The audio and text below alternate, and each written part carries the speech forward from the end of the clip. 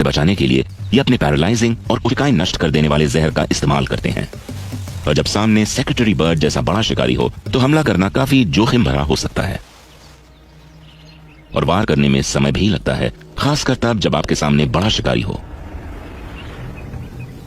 इनके specially modified दांतों के सामने की तरफ बने छेदों से ये अपना जहर हवा में फेंकते हैं और इनका निशाना होता है शिकार की आंखें। ऐसा करने के लिए ये पूरी रफ्तार से अपने शरीर को आगे की तरफ झटकते हैं। सही निशाना लगने पर शिकार कमजोर पड़ जाता है और अंधा तक हो सकता है और उसके पास भागने के अलावा कोई चारा नहीं बचता। बदकिस्मती से इनका ये पैंतरा हर बार काम नहीं आता, पर इनके पास बचने का एक और तरीका भी है, नौटंकी। कोबरा खुद को ढीला छोड़कर पलटकर अपना मुंह ऊपर की तरफ कर लेता है और मरने का नाटक करता है। इस परफॉर्मेंस के लिए इसे इनाम मिलना तो बनता है और शिकारी इसे मुर्दा समझकर एक जिंदा शिकार की तलाश में वहां से निकल जाता है और ये फिर से जिंदा होकर अपने काम पर लग जाता है।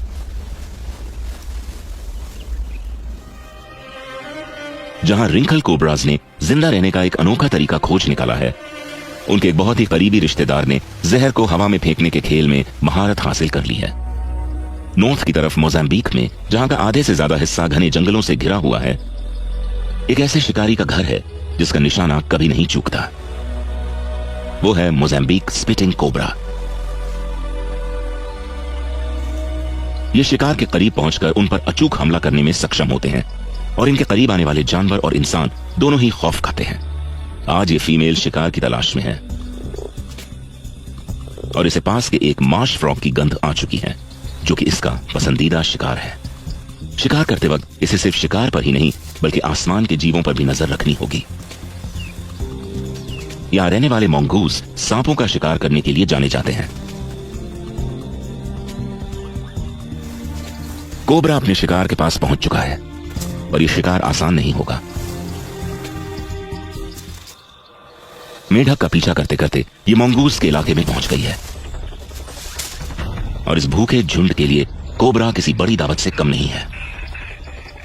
ये इसे घेर कर मारने की कोशिश करेंगे और कोबरा के जहर का इन मोंगूज पर कुछ खास असर नहीं होगा। सांपों के जहर का इन पर असर नहीं होता है, इसलिए इन्हें हराने के लिए कोई और तरकीब निकालनी पड़ेगी। ये अपनी गर्दन उठाकर जगह का और शिकारियों का मुआयना कर रही है और सेकंड के 5वें हिस्से में ये शिकारियों की आंखों में जहर छोड़ देती है।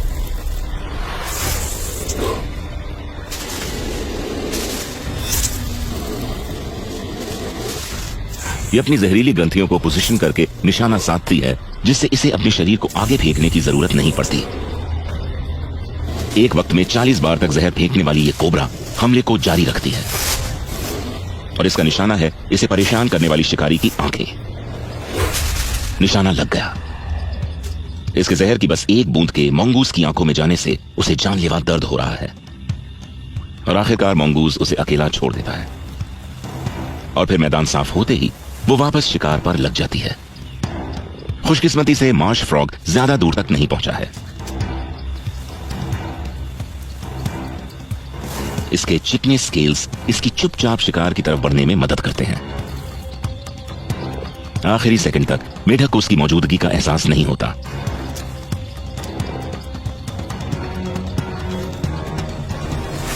और शिकार को लपकते ही ये अपने दांतों से उसमें अपने घातक जहर की धार छोड़ती है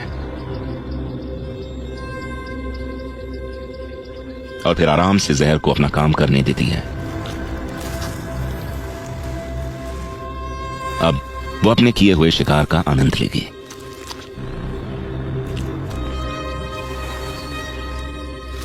रिसर्चर्स के हिसाब से स्पिटिंग कोबराज ने अपने इस हथियार की इजाद खुद को न ही सिर्फ जानवरों से बल्कि हमारे दूर के पूर्वजों आदि मानवों से भी बचाने के लिए की थी।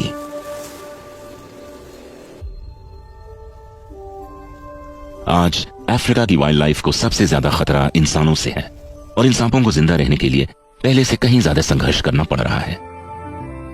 अपने प्राकृतिक निवासों के नष्ट हो जाने से इंसानों और सांपों के बीच की दूरियां दिन पर दिन घटती जा रही हैं और सांपों के लिए जीना और मुश्किल होता जा रहा है।